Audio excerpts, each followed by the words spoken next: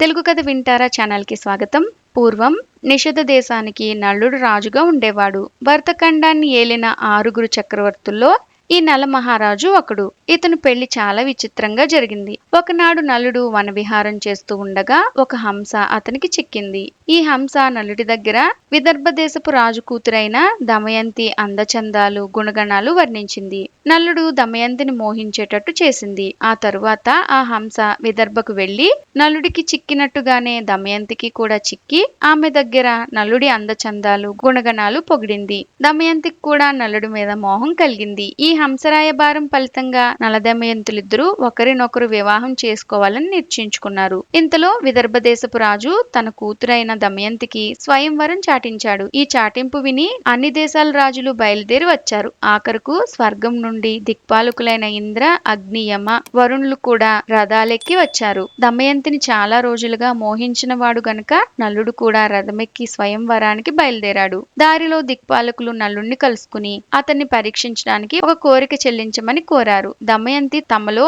ఎవరినైనా పెళ్లాడేటందుకు నలుడిని రాయబారం వెళ్ళమన్నారు. మాట ఇచ్చాడు కనుక నలుడు ఒప్పుకుని రహస్యంగా దమయంతి దగ్గరికి వెళ్లి దిక్పాలకుల కోరిక ఆమెకి తెలియజేశాడు. కానీ దమయంతి ఒప్పుకోలేదు. ఆమె నలుడినే ప్రేమించింది. స్వయంవరానికి అందరూ వచ్చి కూర్చున్నారు. చేతిలో పూలమాల పట్టుకుని దమయంతి సభలోకి వచ్చింది. ఆచారం ప్రకారం ఒక చెలికెత్తే ఆమెకు ప్రతి రాజును గురించి వర్ణించడం ప్రారంభించింది. దమయంతి ఒక్కొక్క రాజునే దాటి ముందుకు రాసాగింది. ఇంతలో ఒక చోట చెలికెత్తుకు వరుసగా 5గురు నలమహారాజులు కనిపించారు. అందులో నిజంగా ఒకడే నలుడు. మిగిలిన 4గురు ఇంద్ర, అగ్ని, యమ, వరుణులు. ఈ 5గురిని చూడగానే దమయంతి దిగ్భ్రమ చెంది నిజమైన నలుడిని చూపమని దిక్పాలకులను ప్రార్థించింది. ఆమె అచంచల ప్రేమకు మెచ్చుకుని దిక్పాలకులు తమ యథార్థ స్వరూపాలు ధరించారు. దమయంతి పూలమాలను నలుడి మెళ్ళో వేసింది. కొంతకాలం పాటు నలుడు దమయంతితో సుఖంగా దేశాన్ని పరిపాలించాడు. కానీ కొంతకాలానికి నలుడు తన దాయాది అయిన పుష్కరుడితో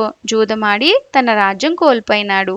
కట్టుబట్టలతో నలదమయంతులు అడవులు పట్టిపోయినారు. కట్టగుడ్డ లేక తిండి లేక ఇద్దరు అష్టకష్టాలు పడ్డారు. నలుడు దమయంతిని విదర్భకు వెళ్లిపోమన్నాడు. కానీ దమయంతి భర్తతో పాటే కష్టాలు పడ్డానికే నిశ్చయించుకున్నది. తన వెంట ఉండడం వల్ల దమయంతి కష్టాలు పడుతుందని, తాను లేకపోతే పుట్టింటికి వెళ్లిపోతుందని గ్రహించి నలుడు ఒక రాత్రి వేళ దమయంతిని ఒంటరిగా విడిచి వెళ్లిపోయినాడు. దమయంతి భర్త కోసం చాలా దుఃఖించింది. ఎన్నో ప్రయాసలు పడి ఆఖరుకు విదర్భ చేరుకున్నది. వెంటనే నలుడిని వెతికించడానికి అన్ని వేపులా మనుషులను పంపించింది.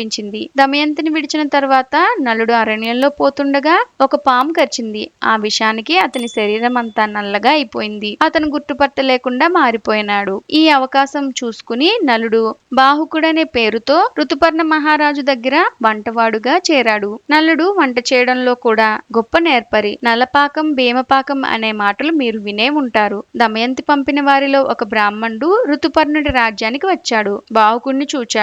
అతడు నలుడే అయి ఉండాలని పసిగట్టాడు. ఈ వార్త పట్టుకుని విదర్భ వెళ్ళాడు. బాహుకుడు నలుడు అవునో కాదో తేల్చుకోవడం ఎట్లా? దమయంతి ఒక చక్కని ఉపాయం పన్నింది. నలుడికి అశ్వహృదయం అనే విద్య తెలుసు. అతను గుర్రాలను వాయువేగంతో తోలగలడు. అందుచేత కాల వ్యవధి లేకుండా ఋతుపర్ణుణ్ణి విదర్భకు రప్పించితే రథాన్ని తోలటానికి నలుడు పూనుకుంటాడు. ఈ ఉద్దేశంతో దమయంతి తాను తిరిగి పెళ్లాడబోతున్నానని స్వయంవరానికి రావలసిందని ఋతుపర్ణుడికి కబురు పంపింది. మర్నాడే స్వయంవరం. ఋతుపర్ణుడు ఎక్కడో ఉన్న విదర్భకు ఒక్క రోజులో ఎట్టా పోతాడు? రాజుగారి విషయంలో విచారించడం చూసి బాహుకుడు తాను సారథ్యం చేసి ఋతుపర్ణుణ్ణి ఒక్క రోజులో విదర్భ చేరుస్తానని చెప్పాడు. తన భార్య మరొకరిని పెళ్లాడుతుందని విని నలుడికి పాపం చాలా కష్టం వేసింది. ఈ పెళ్లి చూడ్డానికే అతను సారథ్యానికి ఒప్పుకున్నాడు. బాహుకుడి సారథ్యం వల్ల ఋతుపర్ణుడు సకాలానికి విదర్భ చేరుకున్నాడు. కానీ దమయంతి స్వయంవరం అబద్ధమని, బాహుకుడే నలుడని రుజువు చేయడానికే ఈ ఎత్తు వేశారని ఋతుపర్ణుడు తెలుసుకున్నాడు. ఇంద్రుడి దయ వల్ల నలుడు